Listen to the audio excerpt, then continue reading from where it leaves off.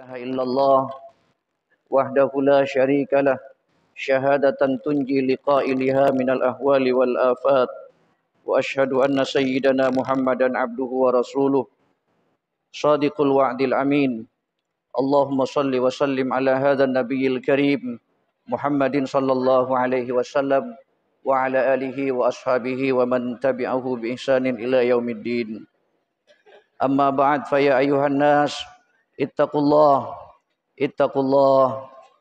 الله حق تقاته ولا تموتن إلا وأنتم مسلمون واعلموا أن هذا يوم عظيم وعيد كريم أحل الله لكم فيه الطعام وحرم عليكم فيه الصيام قال الله تعالى في كتابه الكريم يا أيها الذين آمنوا اتقوا الله وقولوا قولا سديدا يصلح لكم أعمالكم ويغفر لكم ذنوبكم ومن يطع الله ورسوله فقد فاز فوزا عظيما. Hadirin kaum muslimin sidang Idul Fitri rahimakumullah. Pada hari ini setelah 1 bulan lamanya kita melaksanakan ibadah puasa Ramadan. Pada siang hari kita berpuasa, menahan haus dan lapar, mengendali syahwat, emosi dan amarah. Pada malam hari kita melaksanakan qiyamul lail berupa pelaksanaan salat tarawih, salat witir, bahkan salat-salat sunat yang lain. Seperti misalnya salat tahajud, salat hajat, salat tasbih, salat taubat, dan salat yang lain.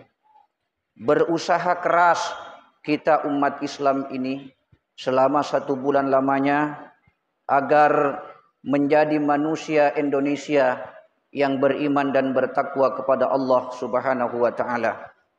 Allah telah yang sangat besar kepada kita, dan ini yang disebut dengan proyek raksasa. Apa itu? Proyek ini bernama Ramadan.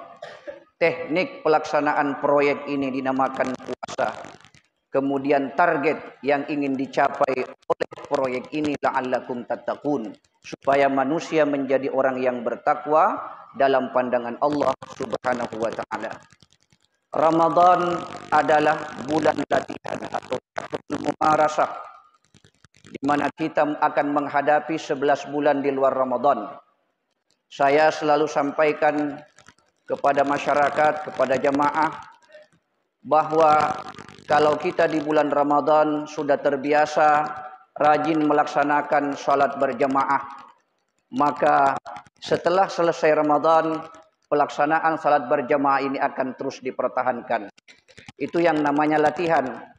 Kalau kita di bulan Ramadan terbiasa berimpak, bersedekah, membantu fakir miskin, menyantuni yatim piatu, maka di luar Ramadan kita akan terus membiasakan itu.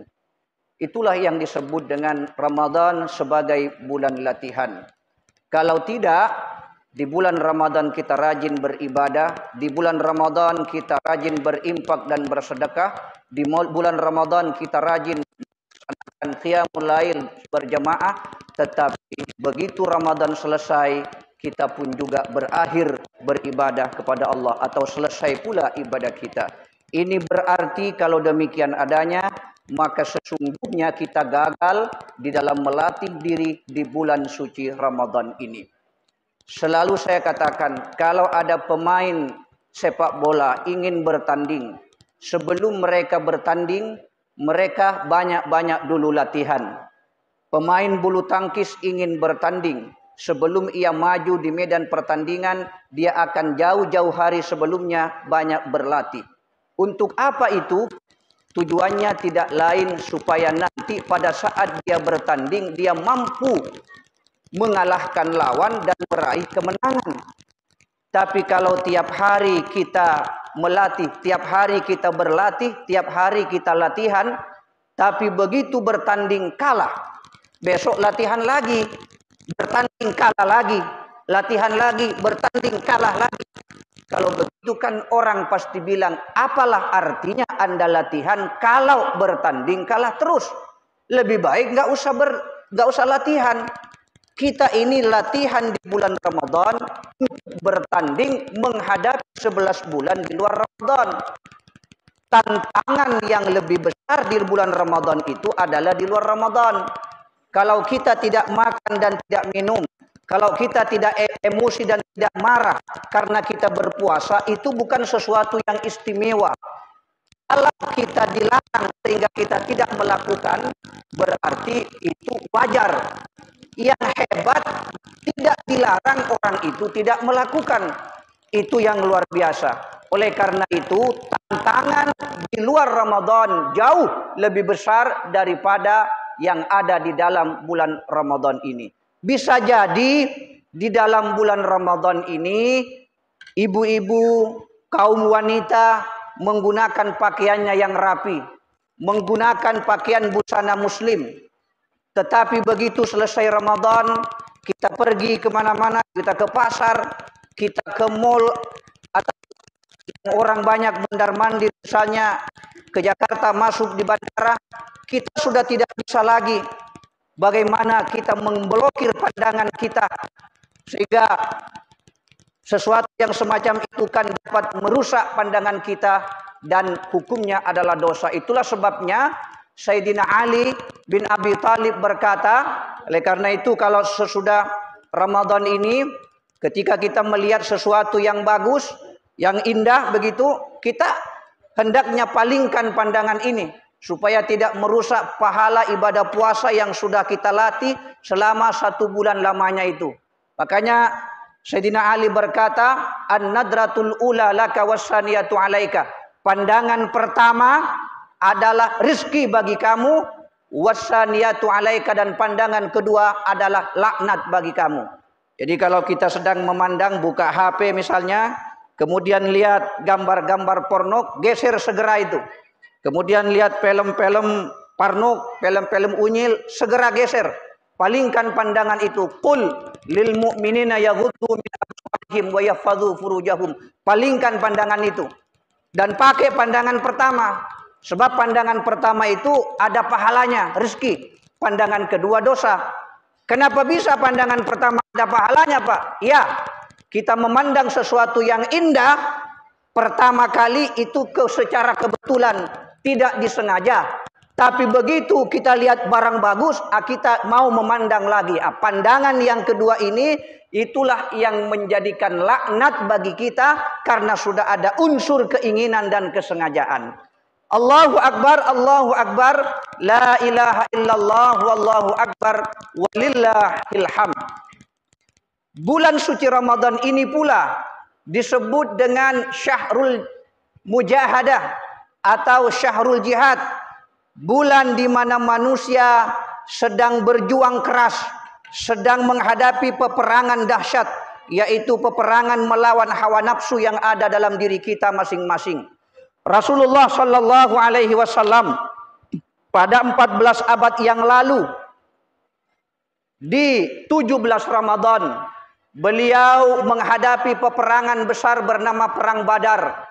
Jumlah umat Islam pada waktu itu hanya 313 orang. Sementara orang kafir Quraisy lebih 1000 pasukan. Ahli strategi perang manapun akan berkata, habis umat Islam pada waktu itu. Ahli militer manapun akan berkata, musnah Islam dari permukaan bumi pada saat itu. Sehingga Rasulullah Shallallahu Alaihi Wasallam melihat kondisi dan keadaan pada saat itu khawatir, lalu beliau mengangkat kedua tangannya menghadap diri kepada Allah. Seraya ia berkata, ya Rab, jika hari ini kami kalah melawan orang-orang kafir, orang-orang durhaka, orang-orang musyrik, falan tu'bada fil ardi abada, niscaya engkau tidak akan disembah lagi oleh manusia sesudah kami. Karena itu kalau kami hari ini kalah melawan orang-orang kafir, maka sungguh tidak akan ada lagi yang menyembahmu sampai selamanya. Lalu Allah mendengar jeritan batin Muhammad itu. Kemudian Allah mengabulkan doa Rasulullah ketika itu. Fastajaba lahum anni mumiddukum bi alfin minal malaikati murdifin. Lalu Allah menjawab apa yang menjadi jeritan batin Muhammad itu.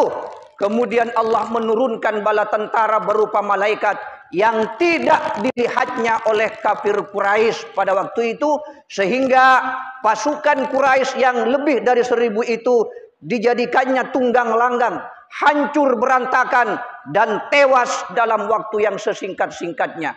Sehingga pada saat itu Sayyidina Ali bin Abi Thalib radhiyallahu an gembira ketika beliau melihat dan menyaksikan memperoleh kemenangan itu, merasa bangga, merasa gembira karena perang yang begitu besar baginya. Alhamdulillah, ternyata Allah menolongnya dan meraih kemenangan yang gilang gemilang. Lalu Rasulullah sallallahu alaihi wasallam berkata kepada Sayyidina Ali, "Wahai Ali, jangan engkau cepat gembira, jangan engkau cepat puas terhadap kemenangan yang diraih. Sungguh masih ada peperangan yang lebih besar daripada peperangan yang baru saja kita hadapi." Sayyidina Ali kaget. Kemudian Sayyidina Ali berkata, saya menganggap ya Rasulullah, bahwa perang yang baru saja kita lalui ini, itulah perang yang paling besar. Lalu Nabi berkata, tidak wahai Ali, sungguh masih ada lagi peperangan yang jauh lebih besar daripada yang baru saja kita lakukan ini. Lalu Ali berkata, ayu jihadin ya Rasulullah, peperangan apa itu ya Rasulullah? Lalu Rasulullah menjawab, jihadun nafsi, perang melawan hawa nafsu, melawan diri kita sendiri yang ada dalam diri kita ini. Hawa nafsu yang bersarang, yang melekat pada diri kita ini. Keinginan kita, emosi kita, itu yang mesti kita lawan. Hadirin jamaah Idul Fitri rahimakumullah. Raja'na minal jihadil asghar ilal jihadil akbar. Baru saja kami selesai melaksanakan perang kecil dan kami akan menuju kepada perang besar, yaitu memerangi hawa nafsu yang ada dalam diri kita masing-masing. Berapa banyak orang yang bisa mengalahkan lawan, tapi belum tentu bisa mengalahkan diri sendiri. Berapa banyak orang yang bisa menegur orang lain, tapi tidak sanggup menegur dirinya sendiri. Berapa banyak orang yang bisa mencari kesalahan orang lain, tetapi dia tidak sanggup mencari kesalahan dirinya sendiri. Berapa banyak orang yang bisa mengkritik orang lain, tapi dia tidak sanggup mengkritik dirinya sendiri. Kuman seberang lautan apa kelihatan, gajah di pelupuk mata tiada kelihatan. Ini yang paling berbahaya, hadirin yang dirahmati Allah. Tuba liman syaghalahu aibuhu an uyubin nas. Sungguh telah beruntung orang-orang yang sibuk mencari kelemahan dirinya sendiri, sehingga dia tidak sempat mencari kelemahan orang lain. Tapi celaka orang yang sibuk mencari kelemahan orang lain, sehingga dia tidak sempat memperbaiki kelemahan yang ada pada dirinya sendiri. Inilah pentingnya Ramadan, mengendali diri, mengoreksi diri sebelum kita mengoreksi orang lain. Allahu Akbar, Allahu Akbar, la ilaha illallah, wallahu Akbar, Allahu Akbar, walillahil hamd. Idul Fitri yang hari ini kita berkumpul di tempat ini ada dua makna. Id artinya kembali, dari kata ada ya'udu, kembali. Al-Fitri dua maknanya. Apa? Yang pertama, Fitri artinya berbuka. Berarti hari ini kita kembali untuk berbuka. Buka puasa, makan maksudnya di siang hari. Sebelumnya kan kita tidak bisa makan pada siang hari, sekarang kita bisa makan di siang hari. Kecuali kalau orang puasa besok, pada hari kedua di bulan Syawal itu sudah bisa berpuasa. Kalau hari ini tidak boleh berpuasa, hukumnya haram kalau orang berpuasa pada hari ini. Ahallallahu fihi ta'am wa harrama alaikum fihi siyam. Hari ini Allah perintahkan manusia untuk berbuka di siang hari, artinya makan. Wa harrama alaikum fihi siyam, dan hari ini pula Allah haramkan manusia berpuasa.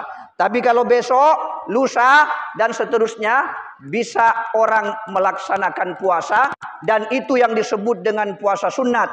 Maka Nabi bersabda, man sama Ramadana summa atba'ahu sittam min Syawal kana kasyamid dahri. Siapa orang yang berpuasa di bulan Ramadan, summa atba'ahu sittam min Syawal, kemudian dia menambah atau melanjutkan 6 hari di bulan Syawal, kana kasyamid dahri, maka orang itu mendapatkan pahala sama dengan pahalanya orang yang berpuasa 1 bulan 1 tahun lamanya. Allahu Akbar, la ilaha illallah, wallahu akbar, Allahu Akbar, walillahil hamd. Boleh dilaksanakan secara berturut-turut dan boleh dilaksanakan secara diantarai. Hari ini puasa, besok tidak, lusa puasa lagi. 6 hari lamanya, yang penting tetap berada di dalam bulan Syawal itu. Maka pahalanya orang yang demikian itu sama dengan orang yang berpuasa 1 tahun lamanya. Luar biasa dahsyat dan luar biasa besarnya hadirin. Allahu Akbar, la ilaha illallah, wallahu akbar, walillahil hamd. Yang kedua, fitrah, fitri artinya suci. Idul Fitri atau Idul Fitrah, suci. Kenapa kita disebut dengan kembali suci? Ya, karena kita telah dihancurkan segala dosa-dosa kita di bulan Ramadan. Semua dosa kita hancur di bulan Ramadan. Karena kita telah melaksanakan ibadah di malam hari dan di siang hari kita mengendali emosi syahwat, mengendali makan dan begitu juga dengan mengendali minum.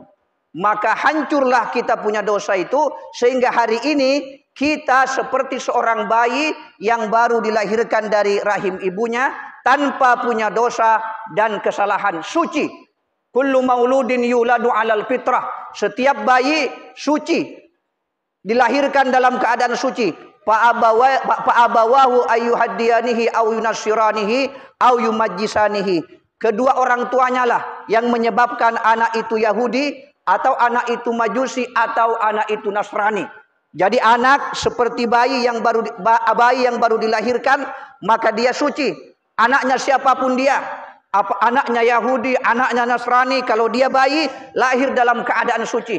Anaknya orang yang berbuat dosa, hasil dari hubungan gelap pun juga anaknya suci. Wala taziru waziratun wisra ukhra.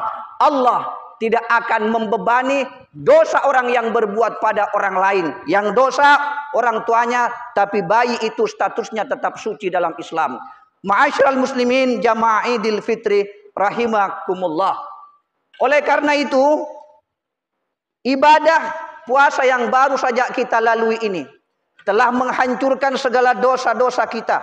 Dan hari ini kita menjadi orang yang bersih suci. Seperti bayi yang baru dilahirkan dari rahim ibunya. Man shama ramadhana imanan wahtisaban, ghufira lahu ma taqaddama min dzambi. Barang siapa orang yang berpuasa di bulan Ramadan, imanan karena dasar iman kepada Allah, wahtisaban dan ikhlas semata-mata ingin mencari ridha Allah, ghufira lahu ma taqaddama min dzambi, maka Allah ampuni dosanya orang itu yang telah lalu. Allah ampuni dosanya yang telah lalu.